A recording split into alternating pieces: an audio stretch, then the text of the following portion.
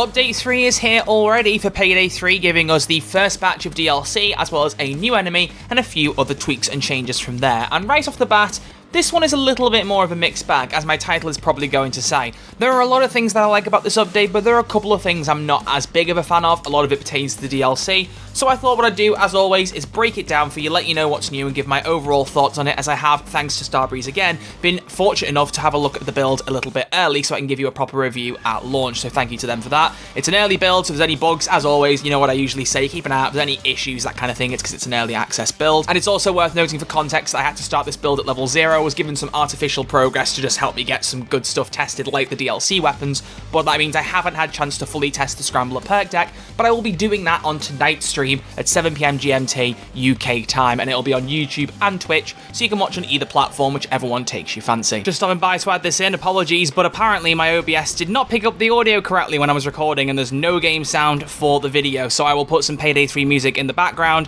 and that's the best I can do because I want to get this video out on time when the update drops. Sorry. With all that being said and done, let's get into the discussion about the update. I'm going to start by talking about the DLC because that's the thing people are going to most want to know about. Then I'll talk about the enemy and then some general changes at the end of that. So this DLC syntax error comes in 3 parts today. There is the Heist, there is the Weapon Pack, and there is the Tailor Pack, all of which falling under the syntax error name. So let's start off with the Heist itself, the syntax error Heist. Overall, it's pretty good. It's not fantastic. I don't absolutely love the Heist. I don't think it's one of Payday 3's best. I'll say that right out of the gate, because I have a few very key issues with the Heist. The biggest one, in my opinion, this is the thing that pertains to both stealth and loud, is the map layout. I am personally not the biggest fan of how the basement level works, and that is where most of your gameplay is going to be carried out. In both versions of the Heist, you're looking to pull some servers out of particular server rooms, combine them all and scan them into one overall loot bag once you've got all the pieces on the drone tech you're trying to steal information from, and then get out with that bag of loot. But the basement is a little bit too complicated, and it's a little bit hard to make your way through, at least in my opinion. I've run the Heist through 4 times now, 3 in loud, once in stealth, and I still don't really fully know where I'm going a lot of the time, and I think that's just down to the overall layout of the map. I'm not the biggest fan of it, and that will obviously be subjective, but for me, I think it could have been made a little bit clearer where I was going, or just made a few less corridors or dodgy corners and doors that are blocked off. It's just a little bit confusing to me, and that's the issue that I have in both stealth and loud, because the navigation, it really is still challenging in both. It's easier in stealth, I will say, because you don't feel the time pressure as much. With stealth, you're being patient, you're planning your moves around, and I think that does help it a little bit, but in loud in particular, it's pretty rough. There aren't many differences between stealth and loud gameplay. In loud, you will force a keypad rather than trying to find the key code in stealth and getting through the door and disabling the metal detector, whereas in loud, you have to interact with the AI that overruns the building, this Sims thing, and once you've taken it down, you can then pull the servers out, scan them, and get the loot out. That will involve putting a hole in the roof of the basement, then coming out through the ground into the park and extracting through the park. That's where one of my other big problems lies in this Heist, because the loud escape is probably the worst escape in Payday 3 in my opinion, because you get put into this open park area and you have a very slow timer that ticks along until the helicopter shows up. Now, I've figured this out the hard way. You have to stay in the actual park, in the extraction zone, for the timer to tick up. It says the objective is clear the park of cops. I don't know if when cops get into the extraction zone that stops the timer, but you need to be in that particular zone for it to work. It isn't labeled, you just need to be in that general area, and I was running around the edges of the park trying to kill all the cops, keeping it clear, and I only realised when it was too late and ended up dying, which on my own failed the Heist, that I wasn't in the right area, and I could have finished the Heist if I'd stayed in the right spot. So it's a little bit too slow, and I don't think the objective explains it as clearly as it should, so that's a big issue I have with this as well, which is an issue that's completely avoided in stealth, because in stealth you extract via a van on the ground level, because you go into the building, go into the basement, get the servers, come back out again. This definitely is a Heist you can do fully unmasked. I need to try it first. When I went into the basement, it went to full secure area, so I just put my mask on there and started going around doing the Heist, but I ended up doing it completely pacifist, didn't kill anyone. It wasn't normal in fairness, but still. Stealth is the more unique thing for me, because in stealth you have 5 different server rooms, much like loud, but all of them are locked by QR code scanners, except you can't use QR codes to get in there. As far as I've seen, there's only one spawn for a QR code phone, and that's in the security room on the main floor. There could be others lying around that I've not seen, but there certainly aren't 5. I would have seen them by that point, I feel like. The trick is, though, there are different ventilation shafts around the map, and each of them will take you above each of the 5 different server rooms, where you can leap down, turn the security off and open the doors, grab the servers, and take them to the bay where you need to scan them. Or, optional objective, you can go up to where the AI is, which you only have to go to in loud, but if you go up there in stealth, there's actually buttons you can press that can disable one of the server rooms at any one time. You can only pick one, and once you switch it, the previous one will lock again, unless you've unlocked it yourself, but it gives you a bit more flexibility, and that's why I like the stealth more. I think the stealth is more enjoyable, just generally less irritating. It's a bit easier to get around the map, you're not stressed from the loud combat. and I think just overall objective-wise, it's a bit simpler, and Flow's a bit nicer, at least in my opinion. I think out of the two options for this heist, stealth wins for sure. The only other feedback I would give, and this is something that I'm pretty sure has happened in a couple of other Payday 3 heists, is to stop only unlocking the van when you've got the main loot secured, because again in this heist you can get optional loot because you scan a lot of servers. There are only 3 that you need that will be combined into one bag once you've got them, but every extra server you scan that doesn't fit the bill becomes its own loot bag. The problem is, when you start pulling those out, you don't get the van loot drop as a pop-up until you've got the main loot bag to secure. It's not the only heist this happens in, and it is extremely irritating because you pull the bag out and then you've got nowhere to put it because there's nowhere to go and secure it. You have to shove it in a ventilation shaft and keep moving. It's not ideal, I'm not a fan of it, and I really want them to stop doing that because then you can actually go up with your optional loot bags, put them in the van, and it's no stress if you're on your own. So it's definitely a piece of feedback I would offer there. Let the van secure loot the second you get the first bit of loot, whether it's optional or main. Payday 2 used to do that. Payday 3 should be doing that. So all in all, like I said, there are a lot of things that I like about the heist. I like it a lot in stealth, the way it flows and connects, but I don't think that overall it's the strongest Payday 3 offering. And as DLCs go, I definitely think they could have made a stronger start with the DLC heists. And I give it maybe a 6 or a 7 out of 10. I think it's pretty good, but it could have been a lot better. It's no golden shark. Moving on though, next we have the weapon pack, which came with 3 weapons, a marksman rifle, a shotgun, and an SMG. I've fortunately got the patch notes in front of me so I can remember the names of the guns. So let's start off firstly with the marksman rifle, the FIK-22 TLR.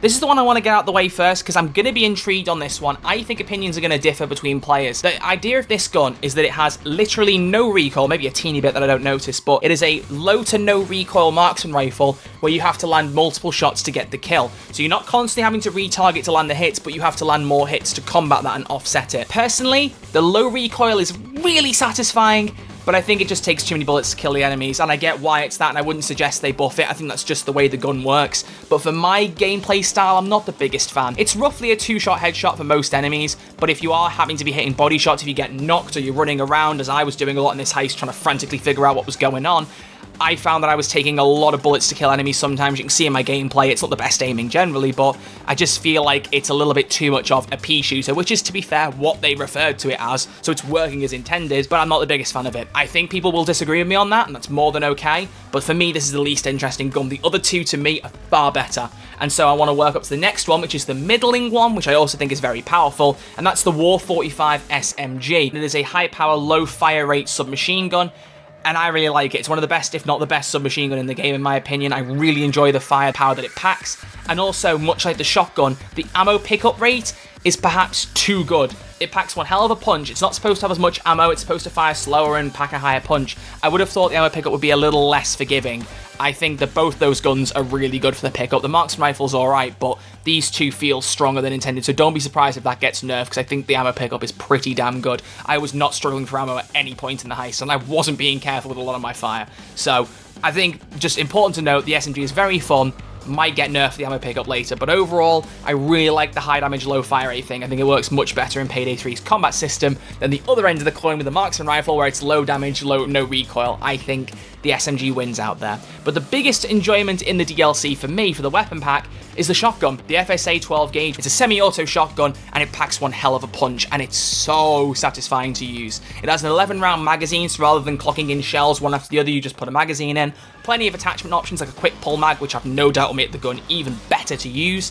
And overall, really like it. This is, in my opinion, the strongest performer, and again, much like the SMG, has a very good ammo pickup that I won't be surprised if it gets nerfed later on. However, by and large, those two guns are great. So the weapon pack, in and of itself, I think is really strong, and I recommend that more than the heist so far. The last port of call for this DLC is the Tailor pack. It's harder to pass opinions on this one because this is just purely going to be subjective. I can show you the outfits and you can decide whether you want them or not, so I'll just roll the gameplay that I've got right here of the masks, the suits, and the gloves, because this one, you know, it's not going to be about give it a go in game and see how you feel. This is just, if you like the look of it, you're going to get it. I personally do quite like a lot of the stuff. Couple of suits, couple of masks I'm not that bothered by. I obviously love the nerd emoji mask, as most people do, and the dark eyes, I think it's called the skull mask, really love that. Suits, two of which I really like, the kind of the war battle suit, as well as the IT suit for stealth, I think is really cool. Those two are great. and all the gloves I think are pretty strong. I still think the only issues that I've got now is that the suits really should have color variants. I think it's a bit of a step down from Payday 2 to not offer those, but again, Payday 3's architecture was not designed to support multiple colors in the same outfit, which I still think is stupid, having them all as separate outfits, but I've been through that already. I can't be bothered going through it again. I just would like it to change, really. And also, I think more than ever, you need to update the HUD in the main menu so you have more columns in your inventory, because now scrolling through loads of stuff is going to get very annoying. And bear in mind, if you own the Tailor pack, the items will already be in your inventory. You don't go in and buy them, they'll just be in there from the start. So you just go into your masks, suits, and gloves, and they'll already be there, all purchased, all waiting for you in their own slots. But overall, that's the Syntax Error DLC. At the time of recording, I have not been provided with the prices of the individual DLCs, so I can't comment on the affordability of them. Well, I know the prices for the DLC now. It's $18 for the bundle, $10 for the heist, $6 for the weapon pack, and $5 for the Tailor pack, which very much changes how I feel about the DLC. I don't like those prices at all. They are far too high across the entire board, and I'm not happy with what they're charging for them. For the heist in particular, $10 for that, I would not pay it. I'm just going to put that on the record right now. I don't think it's worth that money. The weapon pack, maybe for the $6, and the Tailor pack, I think you're pushing it. I really do. Comparing that to Payday 2's prices, that is a huge stab to the gut, and I'm not appreciative of it at all. Those prices need changing for the future, otherwise it's going to become a robbery very quickly, and not the one that Payday's famous for. There's some general patch notes after this to talk about, but I also want to spend a tiny bit of time talking about the Techie, which is the new enemy in Payday 3, but is only accessible via the Syntax Error heist. It's important I mention this separately, because bear in mind with this heist, if you don't already know, you can join the heist without owning it if a friend who owns it invites you. So this applies to free and DLC players alike. The Techie is an enemy who will hide behind an invisible shield, or a refractable shield I think it's called, so you can't see them at a distance, and they will deploy combat drones to fly around and shoot you, and the idea is that the drones will get so annoying you'll go find the Techie and kill her. The drones themselves, in my opinion, I was playing on normal and they were packing one hell of a punch. I feel like they could do with a bit of tweaking to reduce their damage ever so slightly, because I felt like it was a little bit too much for my liking. But the main issue I have with the Techie, to be honest, is going to be the spawn points. They are going to become very predictable very quickly. When I was playing through the heist, as I said, I ran it through 3 times loud. I only found 2 spawn points for the Techie. One was in the basement that never changed. It was always the same corridor. Whenever I saw a drone, I went exactly to the same place, and the Techie was always there, which kind of defeats the object. I think the idea is to want to be able to hunt them down, so they definitely need more spawn points to mix up that gameplay variety. The other spawn is upstairs in the park on the ground floor. When you're waiting for the extraction, they can hide around the corner of a greenhouse. I've only seen those 2 spawns. There could be more that I've not spotted, but at least for where I'm playing the main objectives, I've not had any other spawns, and I think more need to be added to make it more versatile. I will say though, overall, I like the effect of the HUD glitching out the closer you get to them. I thought it would just be your health bar, but it's the entire player system on the left side of the page, and also your ammo in the bottom right corner. They all start glitching, and it gets worse and worse the closer you get, so it is a good way of warning you a Techie is nearby if the drones haven't already given the idea away. That, I think, is great. The Techie will be added to the other heists in Payday 3. If you don't already know from my previous videos, they have confirmed that they're just working on drone navigation and tweaking the enemy before they put them in all the other 10 heists in Payday 3. So they will come, but it will take time. Or actually, I should say 9 heists, because it probably wouldn't show up in Murky Station. Turbid Station, Turbid Station, Turd Station, whatever, Murky Station, you know what I mean. Beyond that, the last thing to mention, as I said, I've got the patch notes in front of me, is some general changes that I want to walk you guys through. So first off, the balance change, the big one, is the addition of Armour repair kits. Do these work in execution? Yes. Do I think they're strong enough? I don't know, personally. Again, I was playing on normal, and normal is meant to be the easy difficulty, and I don't really feel like Armour repair kits do as much as I would have liked. The idea is they're meant to be like a first aid kit where they give you a little bit of armor but not a whole load. If they don't give you a full plate, they fix a broken plate. Later on, a skill is going to be added to the game where if you have no armor, picking up a repair kit will give you 1 plate, but that's it. I personally, and again, I think this is going to be getting debated by a lot of players in the future. Some people will disagree with me, some won't. I think the armor repair kits don't work very well in execution. I think just dropping a straight up loose armor plate is a better idea, in my opinion. Reason being is that I think with the first aid kits, even if they give you less health than something out of a medic bag, there's no limit as to what point in the health bar they work up to. They don't give you in chunks. They give you a piece of your health no matter how high or low your health is. With the armor, it's only going to give you a certain amount, and then if you pick up another one, it's not going to give you any more, whereas a first aid kit would if you picked up 2 back to back. Armor is the meta right now, and if picking up armor repair kits is not as effective as first aid kits, that's a problem, especially after the armor up nerf. So in my opinion, I like the idea of the armor repair kits, but I think either they need to change into plates, or a better idea would be to add a skill that you can equip where armor repair kits then have the effectiveness of a single plate. So when you pick it up, it heals a full plate rather than fixing one. That could be a good skill to have. Might become a bit too much of a crutch like Armour Up was, but I think it would be an interesting thing to add to the game. I just don't think they quite hit the mark as much as they could right now. Skills, I just thought it was important to talk them through. The most interesting one for me is the collateral control skill in Sharpshooter. If you use that skill, it now also will protect you from environmental hazards. So if, like me, you occasionally shoot a fire extinguisher and get yourself damaged and or killed, this skill will prevent that, so it's very useful to do so. Other skill information is also on the screen there. And beyond that, the most important thing to then mention is the changes to difficulties and enemies, which I'll put on the screen now, which Mio has a message at the top so you can see all the information there. The enemy special cap being increased from 2 to 3 on overkill is the most important thing, but I also thought it was interesting to point out that the FBI van, FIB, that's the GTA player coming out in me, the FBI van's enemy respawn cooldown reduction has been increased from 20 to 50. That might sound like there's more time in between enemies spawning, but it actually means there's less. You can actually see from the bullet point underneath it explains it better and says this means that while the FBI assault is active, all special and uncommon enemies will be allowed to respawn as soon as they are killed, with the exception of the Dozer and the Techie. So cloakers, shields, naders,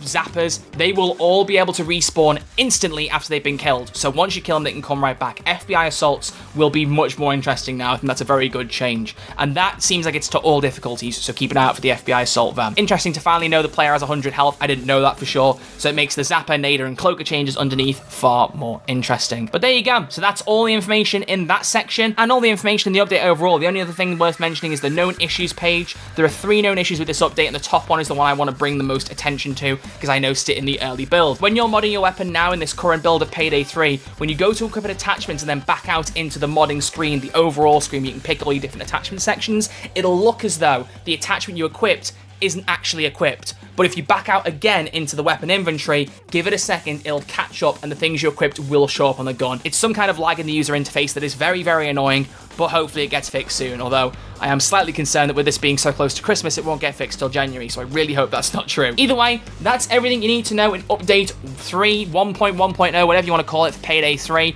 Overall, pretty solid update. I don't think it quite hits the mark as much as Update 2, maybe just because there's less actual playable content and more changes, and I'm not as big a fan of syntax error as I was of cook-off, ironically. But overall, I still think it's a pretty fun update, and I would recommend that those of you who have been waiting for something to check out in Payday 3, jump in and give this a go now. But apart from that, I'll wrap this video up here. Thank you all very, very much for watching, as always, and if you've enjoyed it, drop a thumbs up to let me know, and subscribe to the channel if you are new to stay up to date with all future Payday content on this channel. But apart from that, I'll see you all at 7 PM GMT for my stream on YouTube and Twitch of this new update. So until then, look after yourselves, stay safe, and beyond that, I will see you all in the next video.